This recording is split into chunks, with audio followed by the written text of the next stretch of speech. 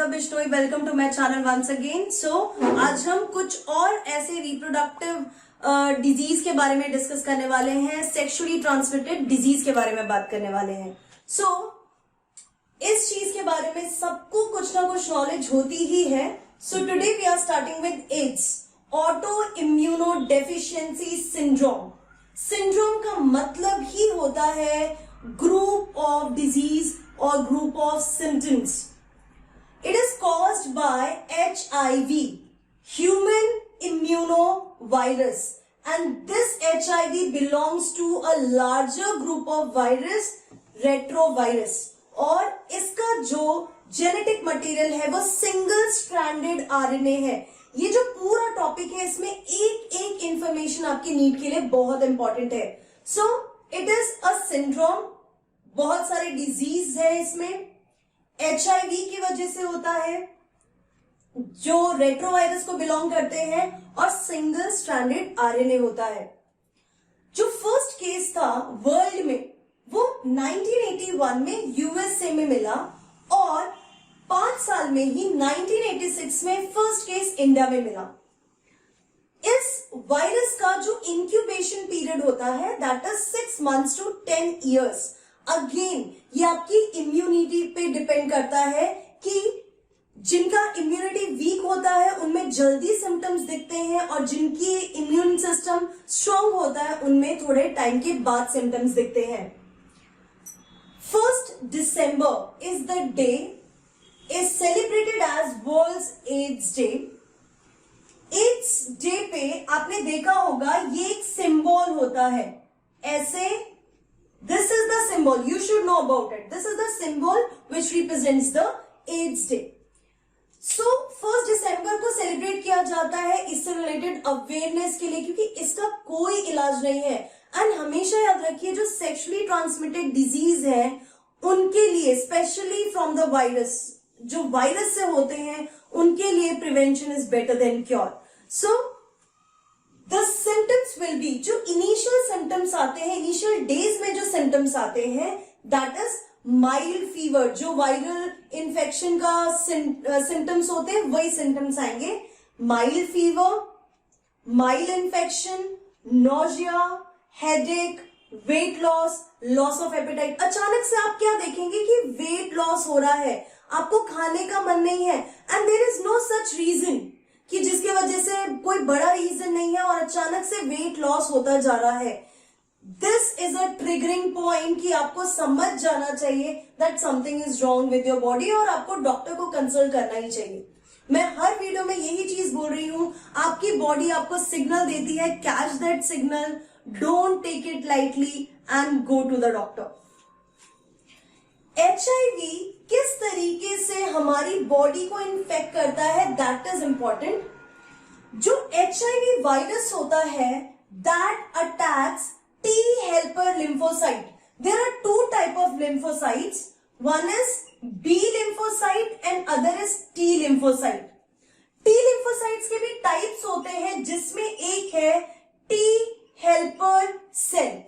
T helper lymphocytes को ये attack करते हैं, क्योंकि हेल्पर है मतलब they are helping some other cell, तो सम अदर सेल नहीं, ये T helper cell B cells को ही हेल्प करते हैं to fight, to release antibiotics and then antibiotics के एंटीबॉडीज के थ्रू अपनी बॉडी, जो भी बॉडी है उसको प्रोटेक्शन देना। So helper T cells B cells को स्टिम्युलेट करता है टू रिलीज एंटीबॉडीज और फिर एंटीबॉडीज हमारी बॉडी में एक्शन करते हैं।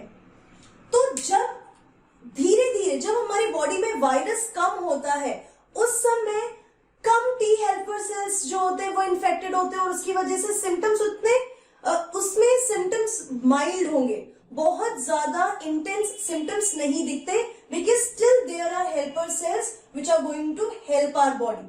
तो जैसे जैसे इन्फेक्शन बढ़ता है वैसे वैसे माइल्ड से इंटेंस सिम्टम्स आने लगते हैं। तो एड्स में भी देयर आर डिफरेंट स्टेजेस। सो ये जो सिम्टम्स है ये इनिशियल स्टेजेस के सिम्टम्स है। ट्रांसमिशन, क्योंकि सेक्सुअली ट्रांसमिटेड डिजीज है तो ऑब्वियसली सेक्सुअल कॉन्टेक्ट से होगा ही, प्लस बॉडी फ्लूइड के कांटेक्ट में आने से भी हो सकता है, जैसे ब्लड ट्रांसफ्यूजन।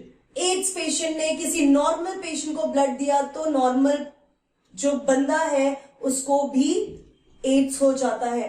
मदर से बेबी में जाता है क्योंकि ये प्लासेंटा को क्रॉस करने की पोटेंशियल रखता है। So these are the mode through which AIDS can be transmitted. AIDS का ट्रांसमिशन इन सारे मोड से होता है। आपने बहुत सारी जगह पे एड्स में सब देखा होगा कि जो भी एड्स पेशेंट होते हैं हमें उनको बहुत अलग नहीं समझना चाहिए।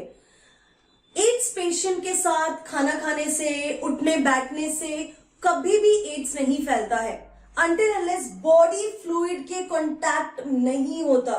एड्स पेशेंट का जो बॉडी फ्लूइड है, चाहे ब्लड है या किसी भी वे में आपकी बॉडी में वो फ्लूइड एंटर नहीं होगा, तब तक आपको एड्स नहीं हो सकता। So we should not be rude to these people. They are normal. That is nothing. That is a normal problem. So we should be very sensitive towards this things. ठीक है? तो बॉडी फ्लूइड के through होता है, mother से baby में जाता है और सेक्सुअल कॉन्टैक्ट से होता है। No permanent cure. You have to understand that इसका कोई परमानेंट क्योर नहीं है। सम एंटी रेट्रोवायरल ड्रग्स है जैसे कि ज़ीडोवुडीन एंड डीडानोसिन, ऐसे करके कुछ, डीडानोसिन है ये, एन है, ऐसे कुछ एंटी रेट्रोवायरल ड्रग्स है जिसे दिया जाता है पेशेंट्स को। बट ये एक बार होने के बाद क्योर तो है नहीं, बट हम जो लाइफ स्पैन है उसको थोड़ा सा इंक्रीज कर सकते हैं by giving these drugs to the patients. Diagnosis के लिए पीसीआर एंड एलाइजा यूज किया जाता है। सो होता क्या है, जैसे जैसे वायरल इन्फेक्शन हमारी बॉडी में बढ़ता जाता है, एड्स पेशेंट की बॉडी में बढ़ता जाता है, टी हेल्पर सेल्स रिड्यूस होने लगते हैं और उसकी वजह से जो भी, क्योंकि कोई भी एड्स की वजह से नहीं मरता, एड्स की वजह से हमारा इम्यून सिस्टम वीक हो जाता है। You can see there is no symptoms related to the reproductive system.